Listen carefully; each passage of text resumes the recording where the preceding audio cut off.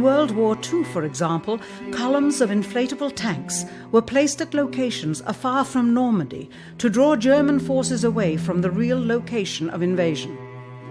The Star Wars missile defense program rigged tests to make it seem more advanced than it really was. That's the conclusion of the General Accounting Office. The aim was to fool the Soviet Union about US military readiness during the Cold War.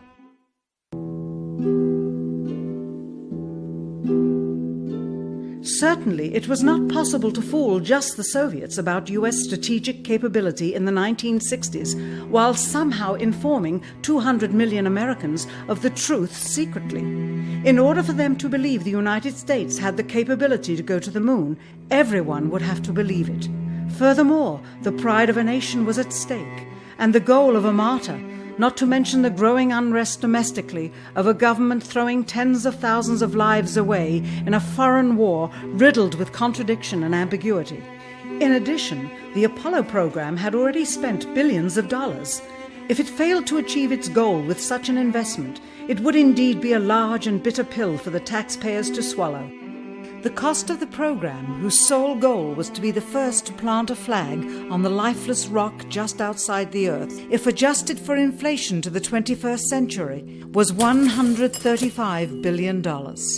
With a profit margin of just 7%, this would be equal to over $9 billion profit going to the privileged contractors chosen by their friends at NASA. If the machinery was in fact only achieving Earth orbit, as other earlier missions had already done, then the completion and functionality of the other components would not have been as important, and even more profit would have been made. $135 billion could feed 2 million people for their entire lives.